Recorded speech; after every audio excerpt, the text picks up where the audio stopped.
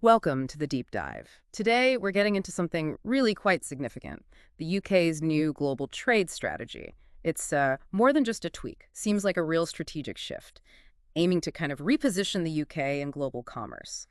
So our mission for you in this deep dive is to unpack the key parts of this strategy, look at what's driving this pivot, understand the implications and what it all means going forward. We're drawing on recent policy docs and analysis here. Okay, let's dig in. What's the actual fundamental shift here? What's at the core of this new strategy? Well, what's really striking is this pivot, as you called it, a move away from pursuing those, traditional, big, often quite slow free trade agreements. Instead, there's a much sharper focus now on boosting services exports. Services, right. That makes sense given the UK economy. Exactly. It's a huge part of the economy. Services contribute over, what, 500 billion a year? More than half of all UK exports.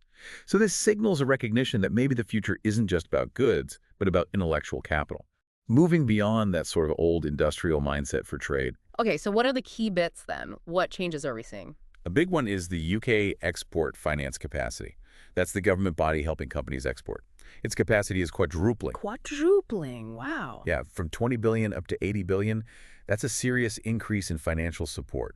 And the strategy aims for more pragmatic, sector-specific deals. Things like mutual recognition of professional qualifications are a big focus, making trade smoother, less red tape.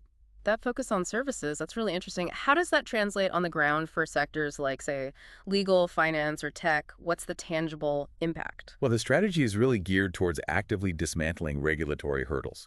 Those things that have often made it tricky for service companies to operate internationally, they're actually setting up something called the Ricardo Fund. It's a new unit specifically designed to find and remove these export barriers. So a dedicated tool for that.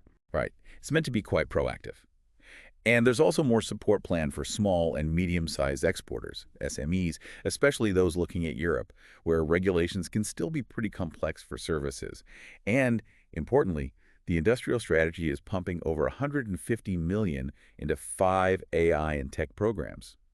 These are specifically for the UK professional and business services sectors, keeping them competitive. Okay, so boosting exports is one thing. But any global strategy needs a defensive side too, right? Especially now. How's the UK shoring up its trade defenses? That's a really important point. Economic security is definitely higher up the agenda globally. So yes, the UK is taking steps to strengthen its trade remedies system. That means overhauling the Trade Remedies Authority. That's the body that looks into things like dumping. Exactly. Investigating unfair trade practices, subsidies, and imposing measures. The idea is to make it more agile, more assertive in protecting UK industries. And what's quite fascinating, actually, is classifying British steel production as critical to national security. Ah, interesting. So that's more than just protecting jobs. Oh, definitely. It taps into that growing global trend where national resilience, economic security sometimes overrides pure free market ideas. It basically allows public bodies to prioritize buying UK-made steel for infrastructure projects that directly shields domestic producers from, say, global gluts or price dumping. So putting all this together, what does it mean for the UK's place in the world trade-wise? Sounds like a tricky balancing act. Yeah, if you look at the bigger picture, it is a bit of a tightrope walk. The UK is clearly trying to deepen trade ties with a whole range of partners, looking at places like China, the GCC nations, Switzerland, South Korea. But at the same time, it's pushing for things like labor and environmental standards in new deals. And the CPTPP accession fits into that. Absolutely. Ratifying accession to the Comprehensive and Progressive Agreement for Trans-Pacific Partnership, that's a major signal. It's about plugging into that huge Pacific Rim trade bloc, the fastest growing region globally, promoting trade and investment there. But the challenge, like you said, is balancing that openness and grabbing opportunities with protecting national interests, especially when the global mood is, well, a bit more protectionist these days. It's really about being selective strategically rather than just pursuing liberalization across the board.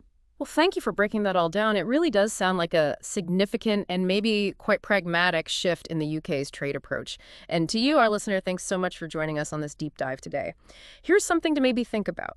How might this more targeted approach, focusing on strengths like services, but also building resilience, how might that shape the UK's economy?